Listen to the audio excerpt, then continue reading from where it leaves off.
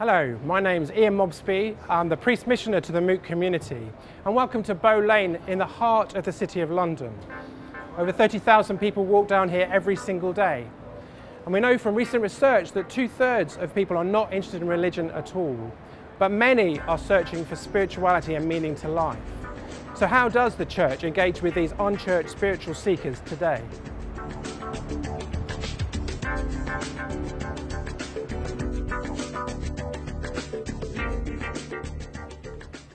So here we are in the Church of St Mary, Aldermary in the City of London.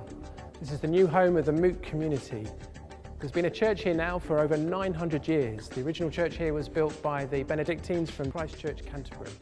Moot is a new monastic community which puts the emphasis then on how we live and how we do things. We know a pattern of spirituality to live out the Christian faith. Partly because many people are trying to answer the question, how should we live? One of the great things about new monasticism is that it's an old, new way of being church, which is focused then on radical hospitality. This is Sunday in Moot. Spaces in the city are really important. If you look around this whole area, there's very few places where people can stop to engage with other people.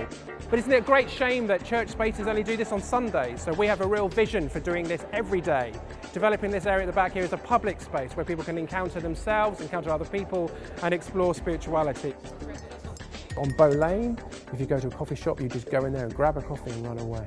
We want to run a kind of cafe where people can actually stop, which creates an opportunity for us to build up relationships with people who live and work in the City of London.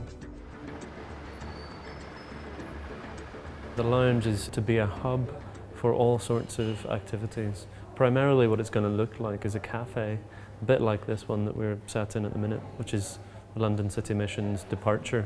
Different part of London, different sort of people, but doing a similar kind of thing.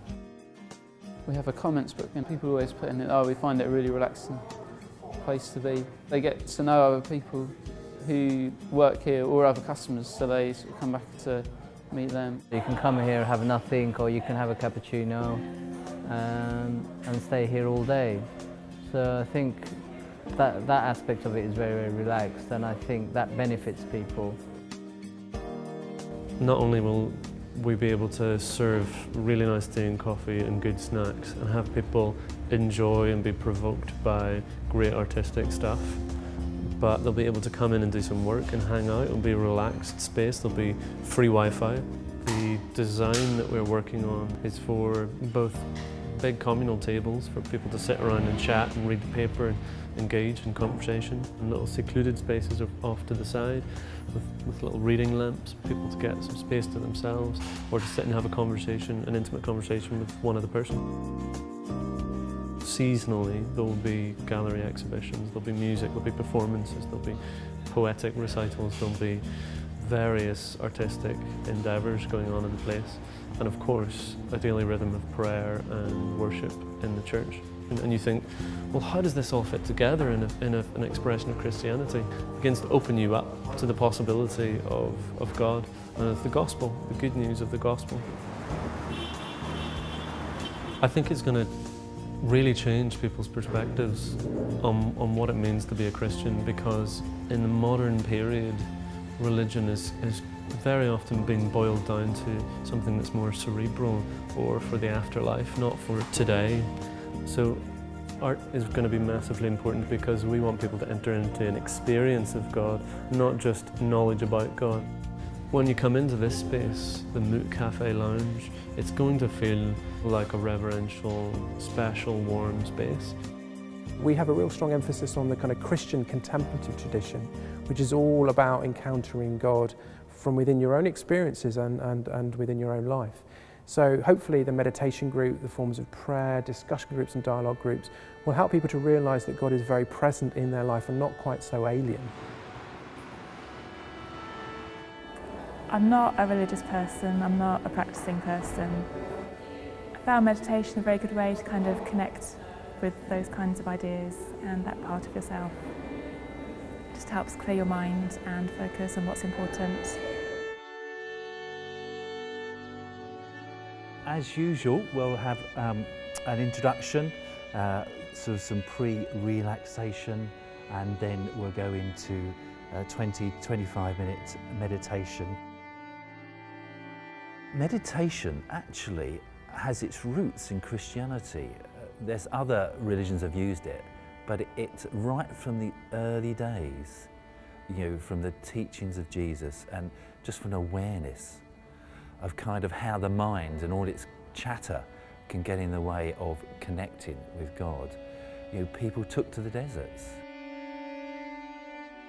It's the practice of really focusing the attention on one spot, whether an image or an anchor word, or maybe on their breathing, and really stilling the brain so that you can begin to hear that still small voice. You can allow space for the Spirit to really begin to change with you inwardly. I like it because it's informal and you can drop in, and it doesn't matter whether you've been before or whether you come regularly. I'm not very motivated, my life's a bit too hectic, and what I get from this group is the kind of company and the motivation and the space to come and do it, and every time I get a slightly new perspective.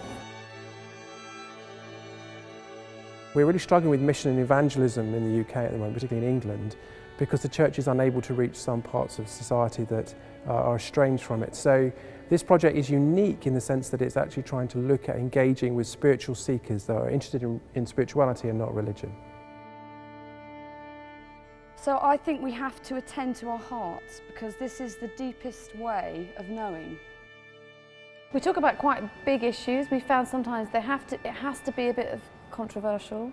So we've talked about issues like creation, science, creation, evolution. We've talked about death. How do we respond to death?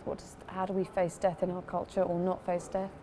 But all those things, what they do is they just open up a really interesting discussion. I think I wanted to think about things a bit more deeply, have a bit of context, and think about my spiritual journey.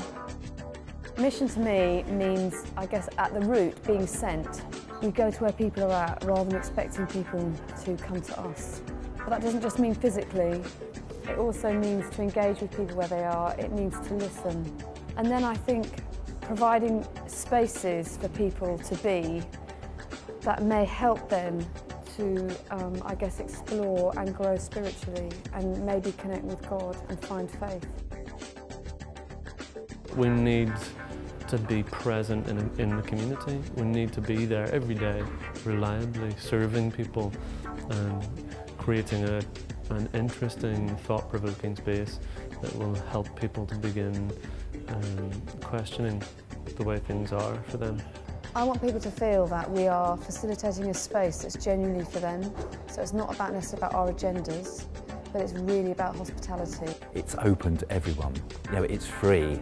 There are no barriers. And here, in the heart of the city, we're providing something that we know from research and otherwise is good for people. Well, this is a great opportunity for investors.